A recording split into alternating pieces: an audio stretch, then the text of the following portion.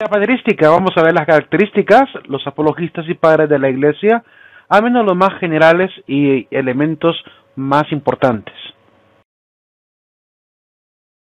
Comenzar diciendo de que hay una diferencia muy clara entre lo que estudia la patrología y lo que estudia la patrística. La patrología estudia a los padres de la Iglesia, sus obras, su legado doctrinal, todo lo que es básicamente su vida espiritual también.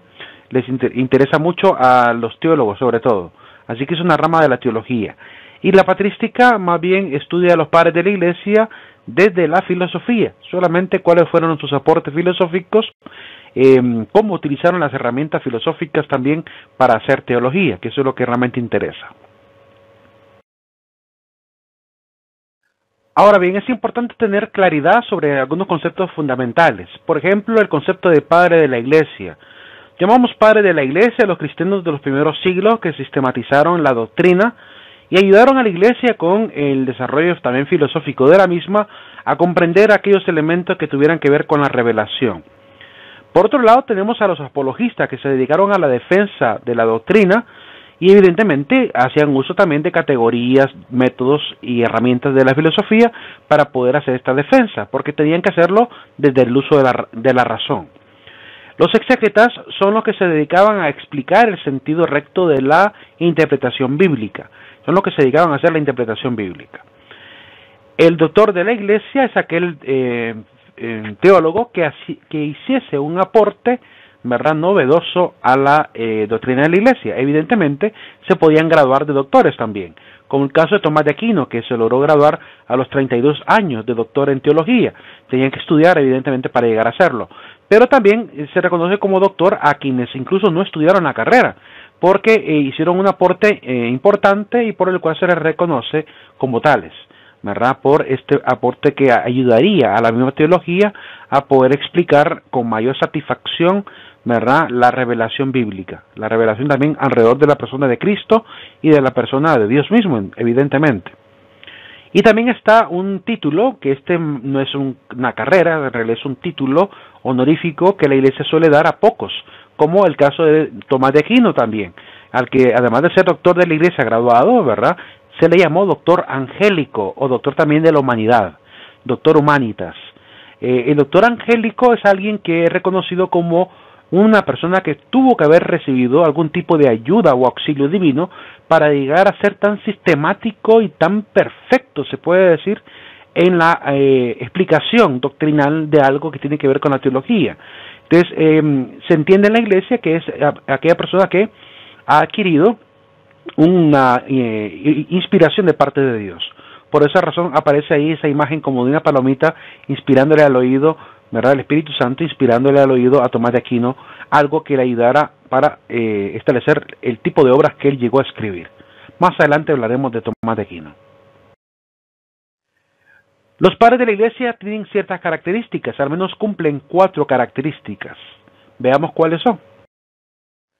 La primera característica es la ortodoxia, tenían que ser rectos en doctrina. La segunda característica es la santidad, tenían que vivir una vida santa.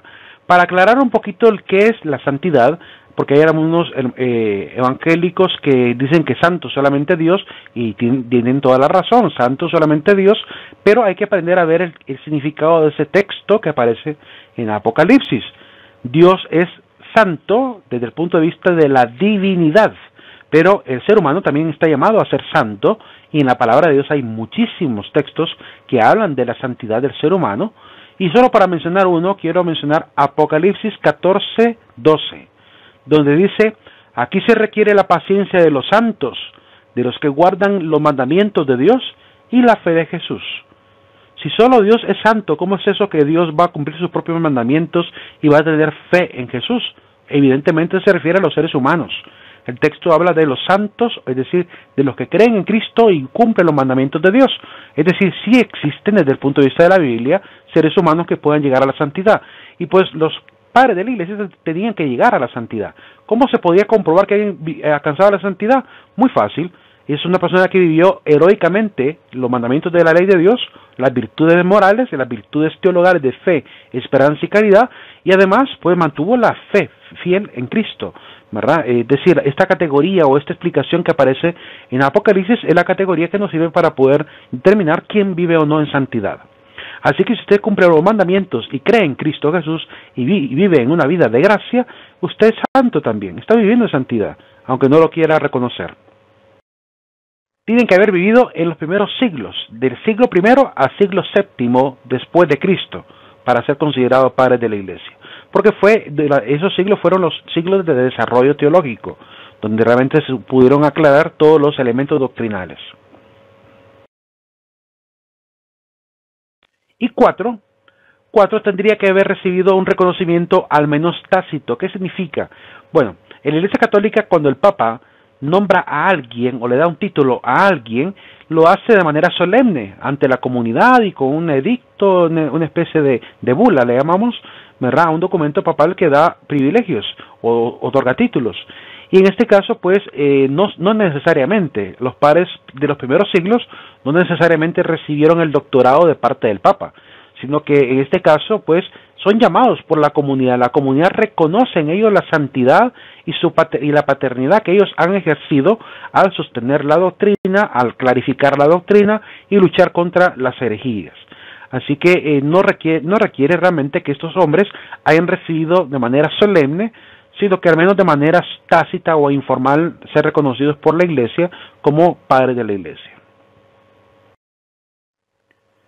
Los 4 padres de la Iglesia del mundo griego más famosos son los siguientes: San Atanasio el Grande de Alejandría, San Basilio de Cesarea, San Gregorio Nacianceno, San Juan Crisóstomo, y se les llama padres griegos porque las obras que ellos escriben están en lengua griega.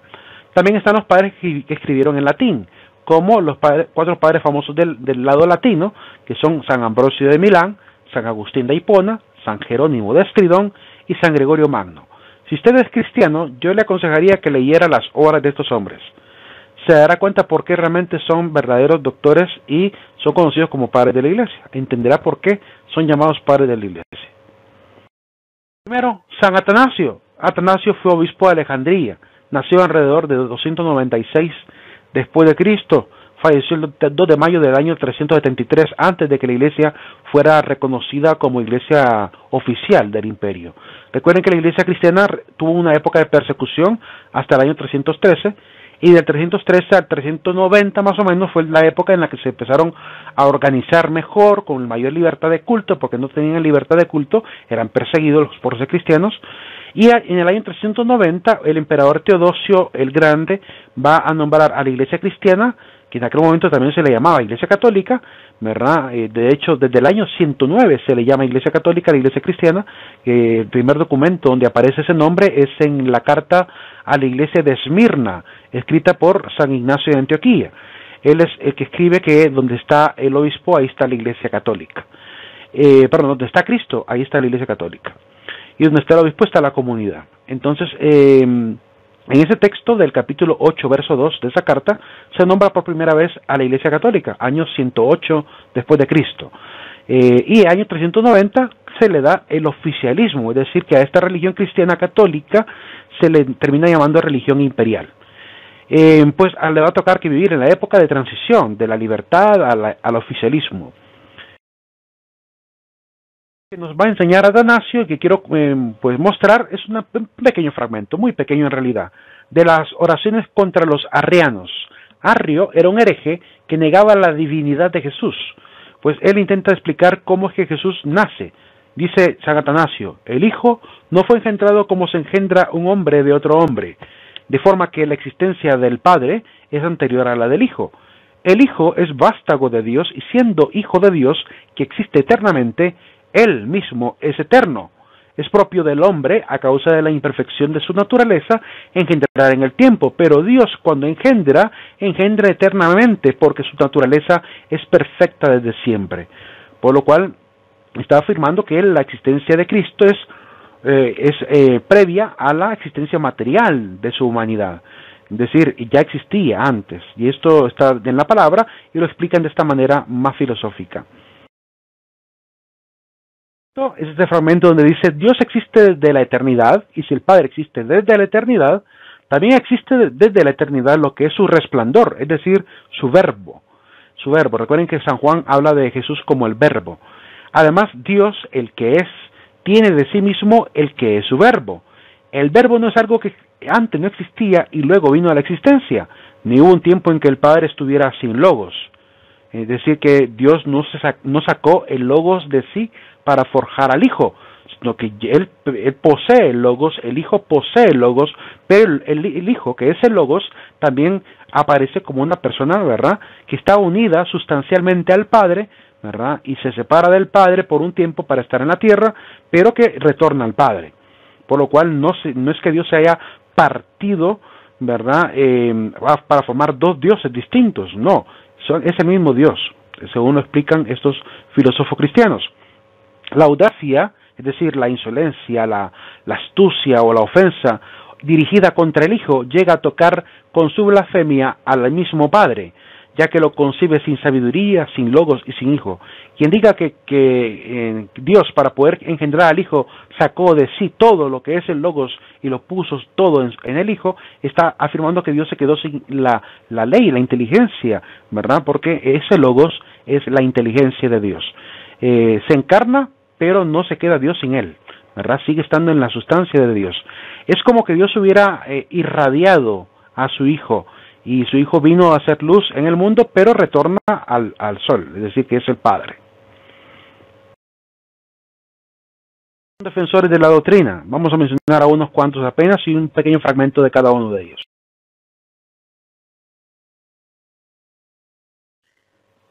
San Justino. Justino funda una escuela romana, el Didascalio romano, y durante este tiempo pues él va a escribir muchísimas obras, entre ellas el diálogo con Trifón.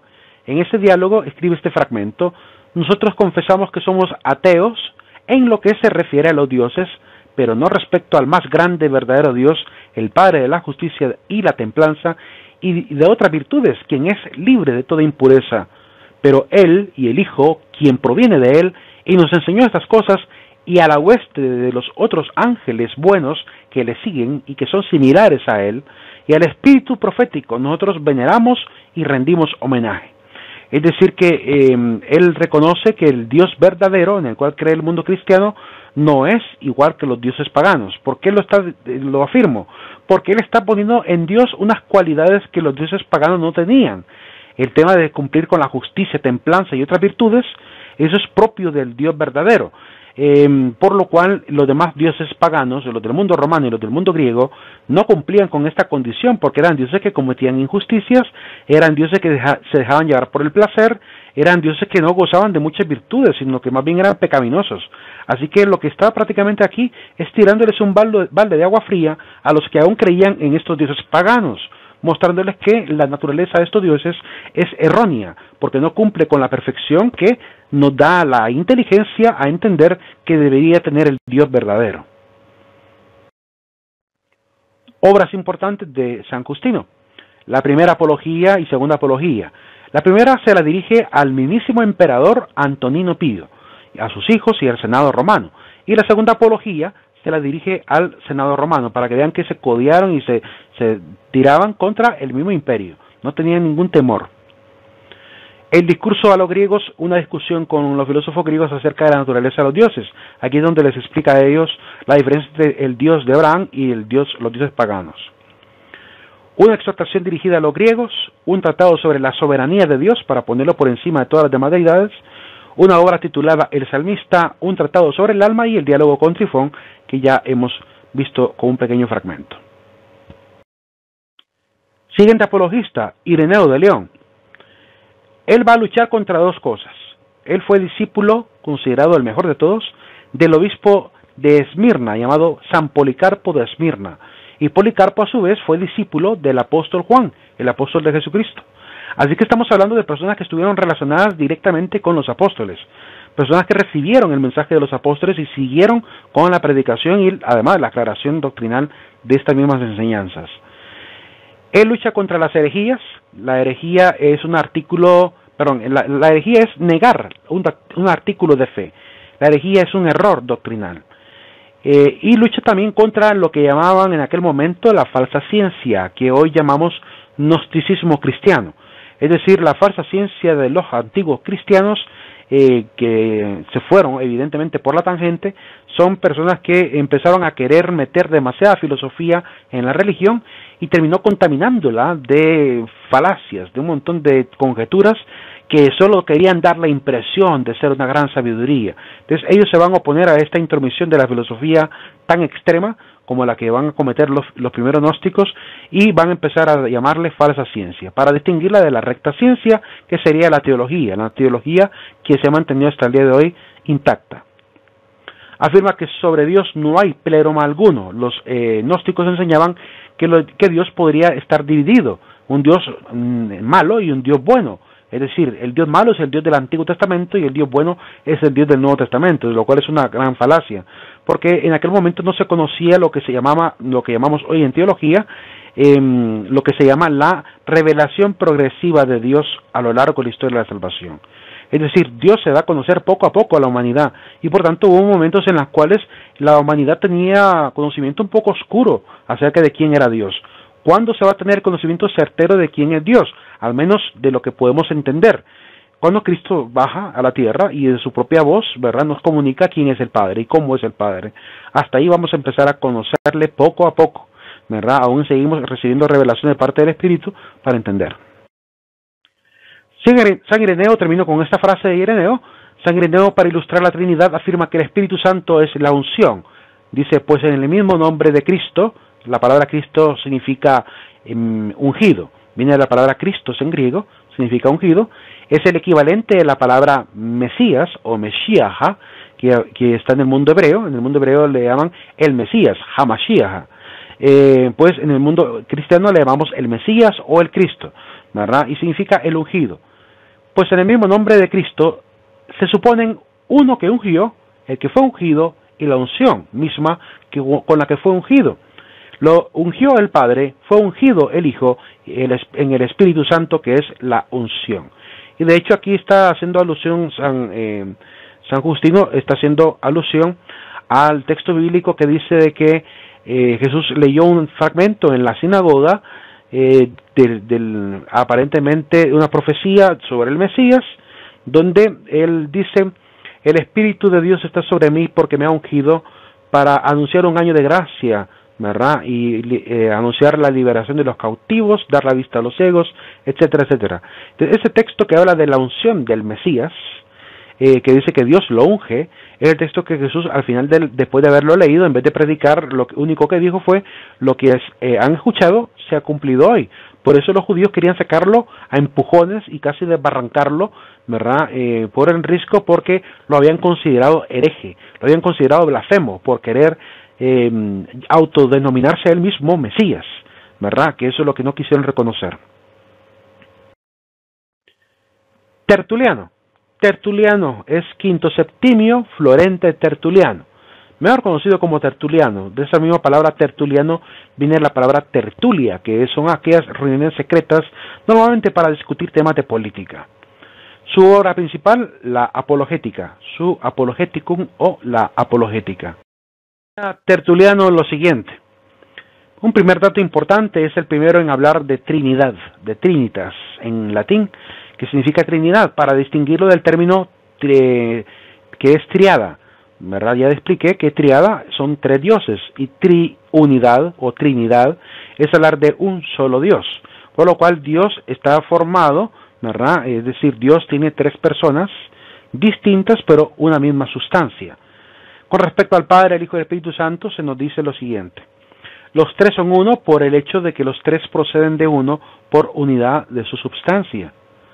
Esto lo dice él en la obra de Contra Praxias. Praxias es uno de los contemporáneos al cual escribe esta obra. Es un hereje de aquel momento.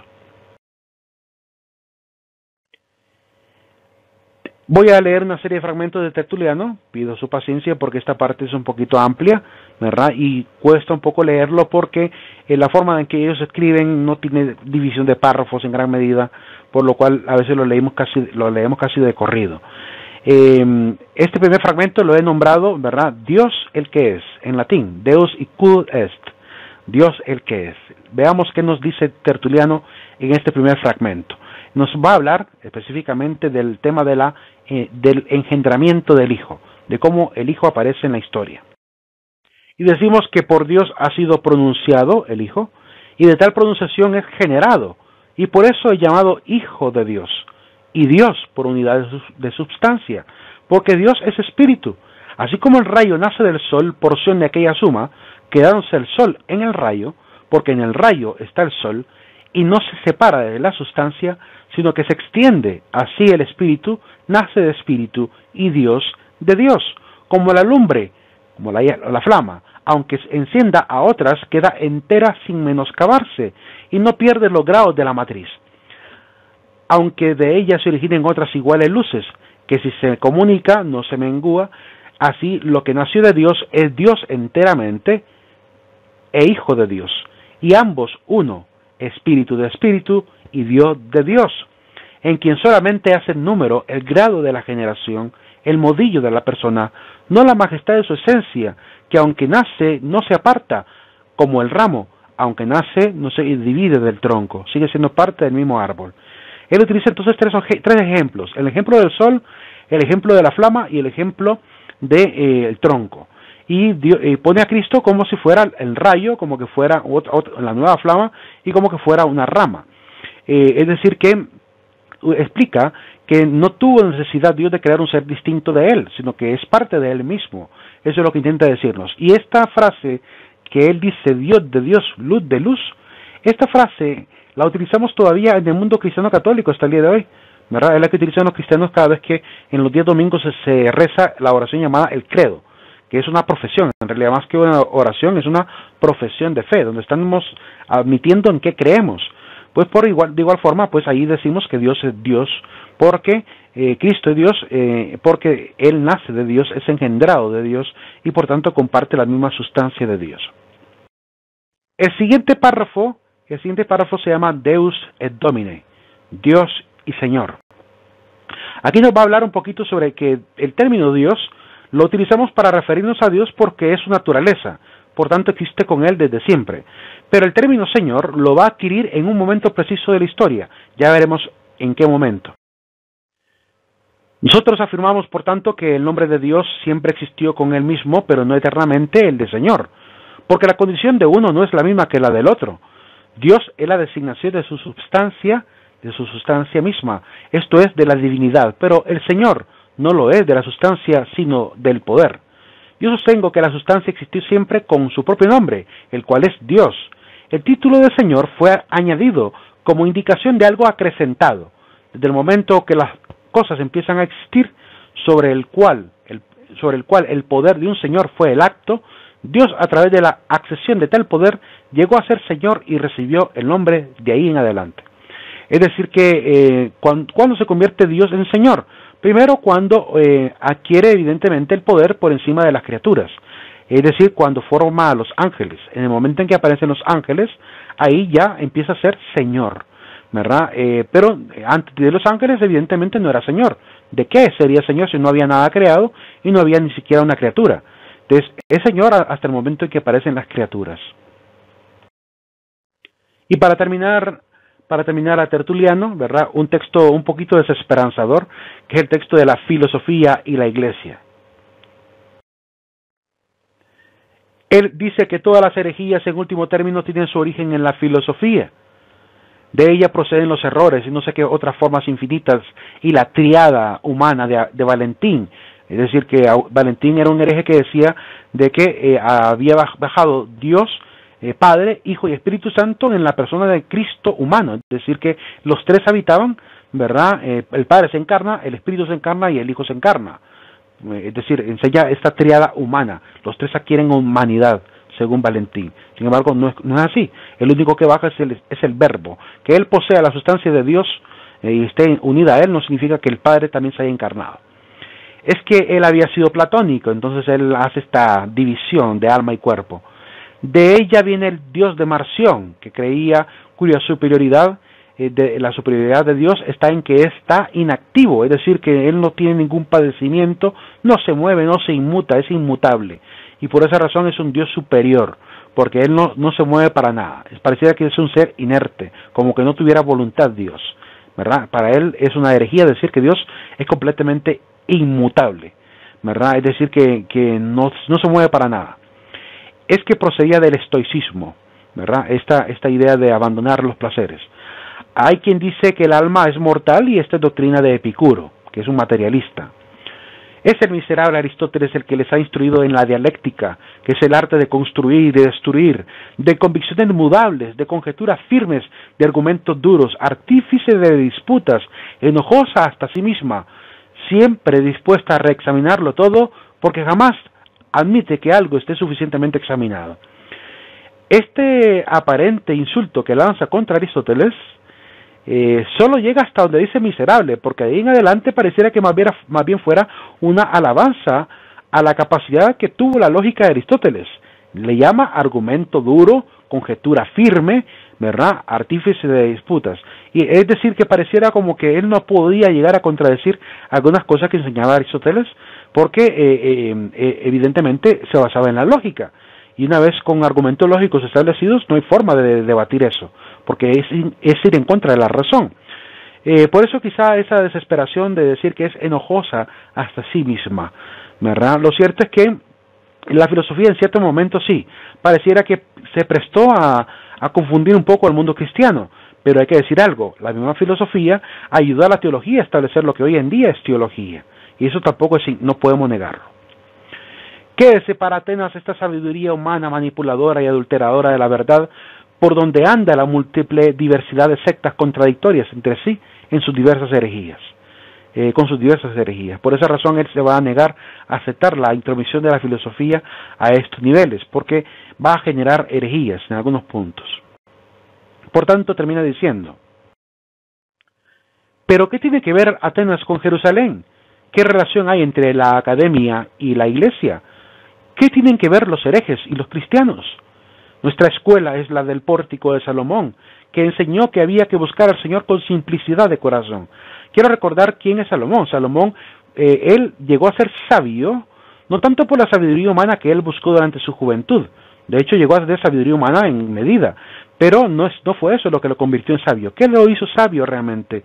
Fue la sabiduría que vino de lo alto, porque él la va a solicitar. Él hace una oración, aparece en Crónicas y aparece también en la obra de sabiduría, perdón, en la obra de sabiduría, capítulo 9, ahí aparece, sabiduría 9, ahí aparece él orando a Dios por la sabiduría. Significa que la sabiduría que quiere es divina, por lo cual el pórtico de Salomón es la sabiduría que viene de Dios, para distinguirla de la sabiduría humana. Siempre ha habido entre el cristianismo y la filosofía esta pequeña riña, como de decir que la filosofía humana no es importante o se pierde. Sí es cierto en un aspecto, que la filosofía no va a poder explicar con mucha satisfacción todo lo que tiene que ver con la religión. ¿Por qué? Porque hace falta la fe, ¿verdad? Y la filosofía no va a utilizar jamás la fe como un elemento para poder interpretar o explicar la religión, pero al menos presta los métodos a la teología que le sirven a la teología misma para poder hacer las deducciones, ¿verdad? Como le tocó que hacer a muchísimos padres de la iglesia. Allá ellos que han salido con un cristianismo estoico, platónico, dialéctico, no tenemos necesidad de curiosear. Una vez que vino Jesucristo, ni hemos de investigar después del Evangelio. Creemos y no deseamos nada más allá de la fe, porque lo primero que creemos es que no hay nada que debamos creer más allá del objeto de la fe. Quiere decir, no hay nada más que debatir. Eso es lo que intenta decirnos Tertuliano al respecto de ello. Sin embargo, pues posterior a Tertuliano, durante toda la Edad Media, la filosofía va a jugar un papel importantísimo para la evolución y el desarrollo de la teología, como lo veremos más adelante. San Agustín. San Agustín, llamado también el Hiponiensis, ¿verdad? El de Hipona, era un neoplatónico, escribe una obra importante que les recomiendo la puedan leer, De Trinitate, de la Trinidad. Y quiero explicar una anécdota acerca de San Agustín. San Agustín es representado siempre con un niño, y fíjense que en ese niño que está al lado derecho de él, ese niño sostiene una especie de como de jarroncito donde está echando agua en el piso, está cerca del mar, y está echando agua, porque cuenta una anécdota que ese niño se le apareció a Agustín y andaba agarrando agua del mar, metiéndola en un hoyito, ¿verdad? Y Agustín quería mantener la tranquilidad meditando sobre la Trinidad. ¿Cómo es eso que Dios es tres personas según solo Dios? Quería entenderlo racionalmente. Y cavilando sobre esta dinámica de entender a Dios, pues se encuentra con este niño. Y entonces no pudo más con la curiosidad y se acerca al niño y le pregunta, ¿qué estás haciendo? Y el niño le dice, quiero meter toda esa agua que está en el mar en este hoyito. Entonces le dice Agustín, niño, pero es que ¿en qué cabeza te cabe que toda esa agua puede caber en este hoyito? Eso es imposible. Entonces viene y le dice el niño, ¿y en qué cabeza te cabe a ti que lo que Dios es en su esencia y sustancia va a poder ser entendido por la mente tan finita del hombre? Es decir, prácticamente le dijo, deja de estar ya meditando tanto y queriendo filosofar sobre Dios, porque la naturaleza humana, la razón humana, no va a poder comprenderlo jamás como es completamente Él, a no ser que Él nos dé esa capacidad. Pero mientras tanto, ¿verdad? Es inútil, en nuestra naturaleza actual, es inútil querer comprender la naturaleza divina a la perfección, no la vamos a poder adquirir. Por tanto, hay cosas que quedan en el misterio hasta que Dios lo dé a conocer. San Agustín de Hipona. Agustín de Hipona, pues llamado Aurelio Agustín, ¿verdad? Hiponensis de Hipona. Él es obispo nacido en Tagaste el 13 de noviembre del año 354 y muere en Hippo-Regius el 28 de agosto del año 430. Así que a él le tocó que vivir la transición de la iglesia que no había sido reconocida a la iglesia que ya es reconocida. Importante entonces durante esta época los aportes que él hace, sobre todo en cuanto al tema de la Trinidad y la filosofía moral. Es junto con Jerónimo y con Gregorio Magno, con Ambrosio de Milán, uno de los 4 padres más importantes de la Iglesia latina. Quiero recordarles quién es Jerónimo. Es el primer traductor de la Biblia a la Vulgata, es decir, al lenguaje latino. Gregorio Magno fue papa, ¿verdad? Y Ambrosio de Milán fue un gran maestro y doctor de la Iglesia. ¿Quién es Dios para Agustín? Dios es la verdad. En definitiva es eso. Esta verdad está en el interior del hombre, ¿verdad? Y aparece poco a poco, el hombre se va dando cuenta de esta verdad. Conforme se va acercando más a Dios, esta verdad se va pues elevando, ¿verdad? De lo verdadero singular, que son los seres particulares, a la verdad suprema, que es Dios, el ser supremo. Hay que entender también que la palabra verdad aquí también se refiere a existencia, es decir, que los seres verdaderos, es decir, lo que es verdaderamente singular, los seres particulares, son elevados a la verdad suprema que es Dios, ¿verdad? Por esa razón, gracias a que todo lo verdadero, es decir, los seres, es verdadero, es decir, existen, ¿verdad? Pueden llegar a tener participación de Dios, que es el ser verdadero por predilección. En cuanto a la creación, pues este concepto no es filosófico, sino que es más un poco teológico, pero vale la pena poder entenderlo. Para Agustín, la creación proviene de un acto libre de la voluntad de Dios, no viene por emanación. Lo único filosófico aquí que yo veo es que está contradiciendo el panteísmo. Y el panteísmo sí es una doctrina que surgió dentro de las filosofías primitivas, la primera filosofía, como lo vimos, por ejemplo, con Plotino. Es decir, que existía esta idea de que Dios había como que se había repartido, ¿verdad? Y había emanado incluso el planeta de él. Sin embargo, no, entendemos que el planeta es algo distinto a Dios. San Agustín deja, por tanto, deja por fin la cuestión en suspenso. No hay forma de poder resolver con nuestros conceptos espaciales y temporales aquello que sea Dios respecto al universo o al universo respecto a Dios. Imaginemos por un momento lo que nos dicen algunos científicos, que el universo parece que fuera una super burbuja, una burbuja cósmica, y en esa está condensada toda la materia que surgió desde el Big Bang hasta nuestros días. La pregunta que nos hacemos es, bueno, si esto es una gran burbuja, y estamos ubicados en una gran burbuja, y esto es lo que llamamos universo, ¿qué es lo que hay afuera? ¿Es un no universo? Si lo de adentro es materia, ¿y lo de afuera qué es? ¿Es algo inmaterial? Lo que está dentro es naturaleza. ¿Qué es lo que está afuera? ¿El ser sobrenatural? Es decir, que cuando nos hacemos estas preguntas, nos cabe todavía la gran duda, por lo menos de especular. Evidentemente, no podemos dar respuesta a esto, hasta que no salgamos de los límites de esa super burbuja, si es que se puede salir, o no, o más bien hay otra dimensión distinta afuera. Lo cierto es que las preguntas que podemos hacernos no pueden dejarse evidentemente obviadas, sino que tenemos que al menos enumerar. Podemos preguntarnos ¿por qué está ahí esta burbuja? ¿Qué tipo de ser hay afuera de ese ser llamado universo? ¿Fue creado o fue emanado? Y si fue emanado, ¿de qué? ¿Qué creado por qué o por quién? ¿Emanado de qué o de quién?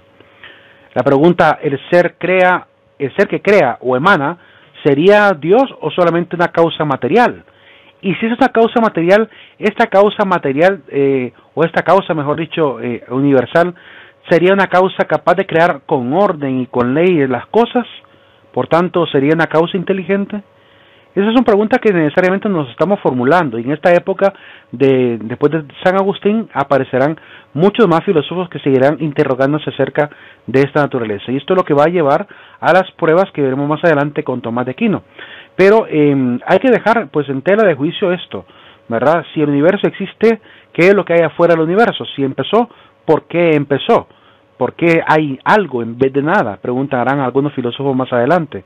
¿Por qué existe algo? ¿Por qué existe el ser y no la nada? Pregunta que hacía, por ejemplo, hombres como Martin Heidegger en el existencialismo. Entonces, ante estas preguntas nos hacemos la pregunta primordial, ¿verdad? ¿Seguiremos hablando de materia o realmente hay algo que está por encima de toda la materia, capaz de poder generarlo todo, capaz de organizarlo todo, que es un ser incluso personal, o porque no podría ser un ser solamente abstracto, y pues ante eso pues hay muchos elementos, mucha tela que cortar. Y yo quisiera aconsejar que pudieran ver también los videos aquí en YouTube de William Lane Craig, para que puedan ver sobre todo un argumento que se llama el argumento cosmológico Kalam. Debían de observarlo, de verlo, y sobre todo las pruebas que él presenta, pruebas científicas que él da para fortalecer cada una de las premisas dentro de ese silogismo que explica que el universo tiene una causa, y por tanto, como tiene una causa, habría que analizar entonces qué tipo de causa es. Y cuando hacemos el análisis de ese tipo de causa, estamos tocando la frontera necesariamente de quien llamamos Dios. Entonces, dejamos hasta ahí la pregunta, ¿verdad? Más adelante hablaremos un poquito más de Dios. En cuanto al cuerpo, él va a superar a Platón, ¿verdad? Ya el cuerpo no tendrá un carácter negativo, un carácter pesimista, sino que él considera que el pecado existe en el cuerpo, sí existe en el ser humano, pero es debido a su concupiscencia, su tendencia al mal. No depende de la materia, sino que depende de la voluntad. Y por tanto, la misma voluntad que es la única que nos puede llegar a quitar de esa naturaleza de maldad. Como él mismo va a decir en una de sus frases, Dios que te creó sin ti, no te salvará sin ti. Es decir, tiene que haber un acto de la voluntad humana para que realmente pueda el hombre adquirir verdadera salvación.